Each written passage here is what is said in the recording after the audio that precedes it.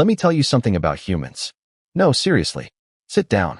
Because if you are standing, your legs are going to give out by the time I finish this, and I will not feel sorry for you. My name is Vrek. I am a senior observer aboard the Galactic Monitoring Station, Pelos 9. My job is simple. I watch. I report. I do not touch. I do not interfere. And most importantly, I do not get emotionally involved with the species I monitor. I failed at that last part. Spectacularly. It all started on a Tuesday. At least, that is what the humans call it. We do not have Tuesdays. We have something called cycle rotation 44b, which is far less interesting to say out loud. So let us just agree it was a Tuesday and move forward. The briefing room on Pelos 9 was cold. Not the kind of cold that hurts you. The kind of cold that reminds you that whoever designed this station had absolutely no interest in making anyone comfortable. Commander Soryulo stood at the front of the room, arms crossed, 4 of his 6 eyes blinking at different speeds. He did that when he was annoyed. He was almost always annoyed. Vrek, he said, his voice flat as a burial slab. New assignment. Earth. Section 7. Priority 1. I leaned back in my chair. Priority 1? For Earth? What happened? Did they finally figure out how to set their own sun on fire? Nobody laughed. They never laugh at my jokes. I am told this is because my sense of humor is, and I quote, deeply unsettling. Fine. I will take that as a compliment. Soryulo pulled up a holographic display. On it was a planet. Blue, green, spinning lazily through the void like it had nowhere important to be. Which, honestly, it did not. Earth was considered a low-threat world by galactic standards. The kind of planet you assigned to new observers who needed something quiet to watch while they learned the ropes. But something had changed. Soryulo zoomed in on a region, a continent, a country, and within that country, a single facility nestled in the mountains, surrounded by trees so thick and green they looked almost fake. This, Soryulo said, pointing one long finger at the screen, is a training ground. The humans built it 3 cycles ago. They call it the Kronova facility. I tilted my head. A training ground for what? Soryulo hesitated. That was unusual. Soryulo did not hesitate. Soryulo was the kind of leader who made decisions before the problem even showed up. That, he said slowly, is what we need you to find out. I arrived on Earth 12 hours later, cloaked and invisible, hovering above the mountain range at a safe altitude. The air down there was thick with moisture and something else. Something that smelled like rust and salt and something burning. I checked my instruments. Oxygen levels normal. Radiation normal. Biological threat level elevated. Not dangerously so, but enough to make me pause. Enough to make me wonder why nobody on the station had flagged this before. I descended slowly, keeping my ship cloaked, and landed in a clearing about 2 kilometers from the facility. The trees around me were enormous. Old. The kind of old that makes you feel very small and very temporary. I activated my translation device and stepped out into the mud. Yes, mud. I was standing in mud. On a Priority 1 mission. This was, without question, one of the worst days of my career. I moved through the tree line carefully, scanning as I walked. My equipment picked up dozens of biological signatures inside the facility. All human, all alive, all moving with a kind of frantic energy that I had not seen in any species I had ever observed. And then I heard it. Laughter. Not polite laughter. Not nervous laughter. The kind of laughter that comes from somewhere deep in the chest. The kind that shakes your whole body. The kind that sounds almost violent in how free it is. I stopped walking. I pressed my hand against a tree trunk and peered around it. There, sitting on a wooden bench at the edge of a massive open field, was a human woman. She was small. Not short, exactly, but compact.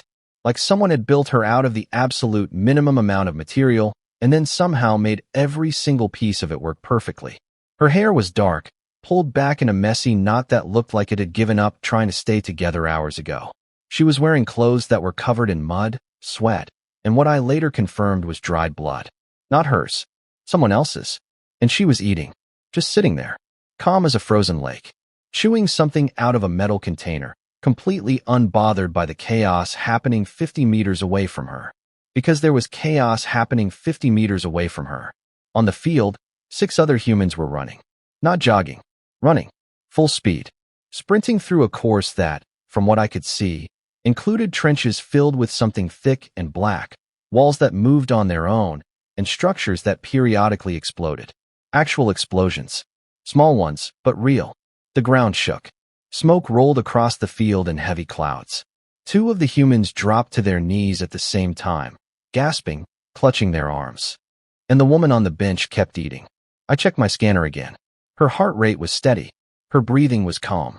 She was watching the field the way someone might watch a mildly interesting program on a screen. I did not understand this yet, but I was about to. Behind her, a tall human male walked up and sat down on the other end of the bench. He was large, broad shoulders, thick arms. He looked at the field, then looked at the woman, and then he said something that my translation device picked up perfectly. "Lyra," he said, shaking his head. "They're not going to make it." Lyra, the woman, glanced up from her food. She looked at him for exactly 1 second. Then she looked back at the field. Then she took another bite. "They'll make it," she said. The man, whose name I later learned was Torin, stared at her like she had just told him the sky was actually made of glass. "Lyra, 2 of them just went down. The course hasn't even hit Phase 3 yet. Phase 3 is where people quit."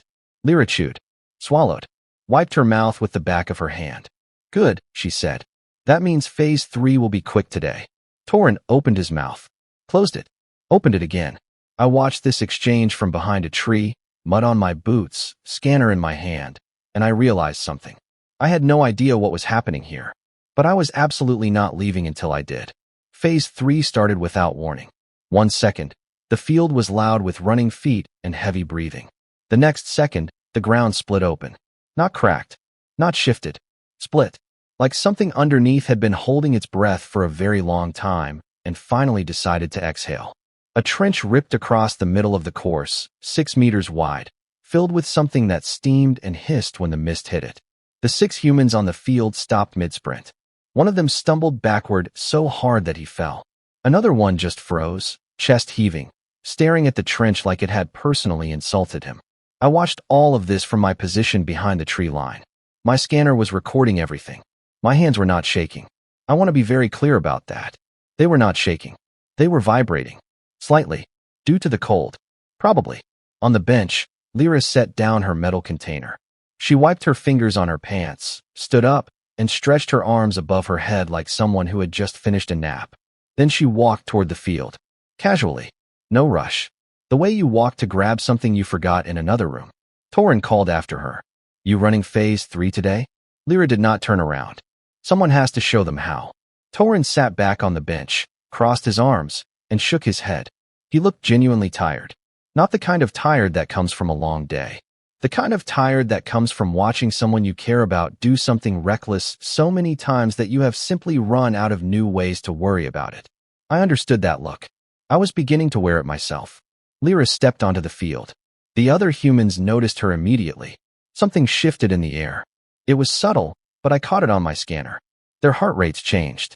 Not because they were afraid of her. Because they were afraid of what she was about to do, and they knew it was coming, and they could not look away. She walked right up to the edge of the trench, looked down into it. The liquid inside was bubbling now, thick and dark, and absolutely not something any living creature should go near. I ran a chemical analysis. My scanner flagged it with a warning symbol I had never seen before. The system did not even have a name for what it was. It just said, corrosive, extreme, do not contact. Lyra looked at it for about 3 seconds. Then she jumped in. The splash was loud, violent. The other humans on the field collectively sucked in a breath at the same moment, like they were a single organism reacting to the same shock. One of them, a young male with short hair and a face full of bruises, actually said out loud, "No, no, no," 3 times in a row, fast, like he was trying to stop it from happening through repetition alone. I almost said it too.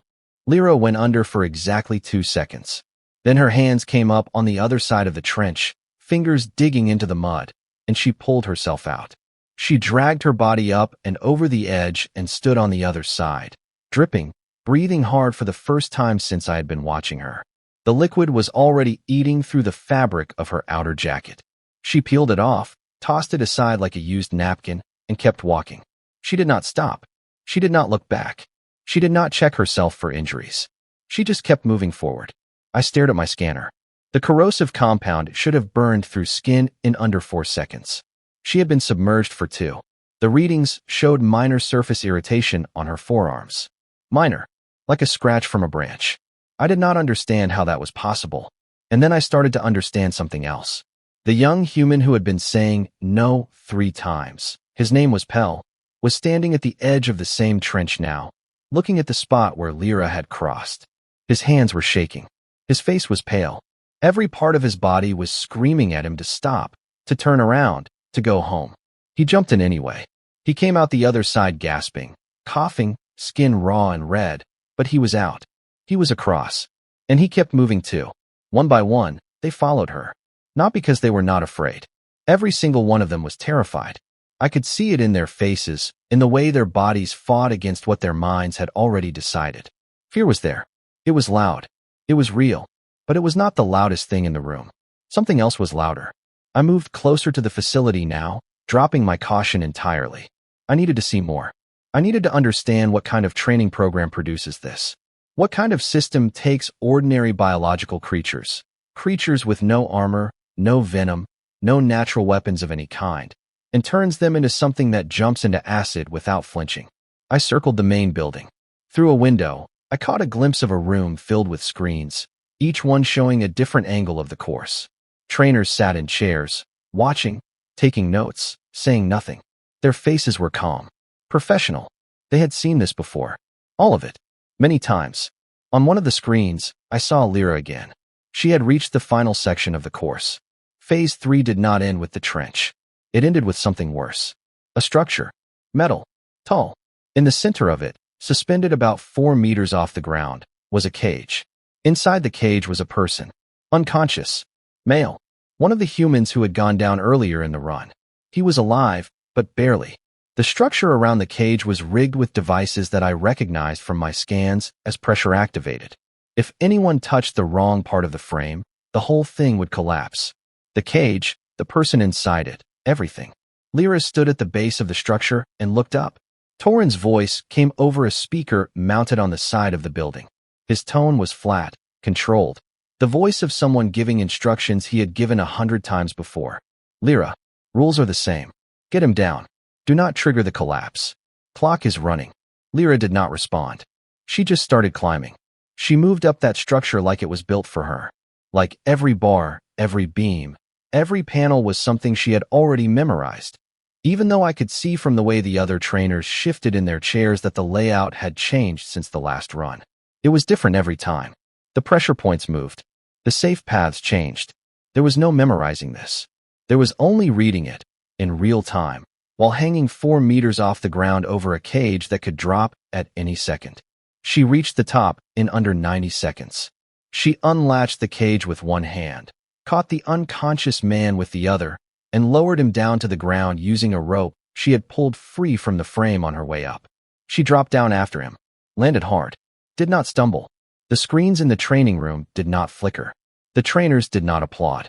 They just wrote something down and moved on to the next thing. I stood outside that building, invisible, undetected, and I felt something I had not felt in a very long time. It was not admiration. It was not fear. It was the slow, creeping realization that I had been watching the wrong species my entire career. Back on the bench, Torin was watching Lyra walk back across the field. She was limping now. Slightly. Just enough to notice if you were paying attention. She sat down next to him, picked up her metal container again, and started eating. Torin looked at her for a long moment.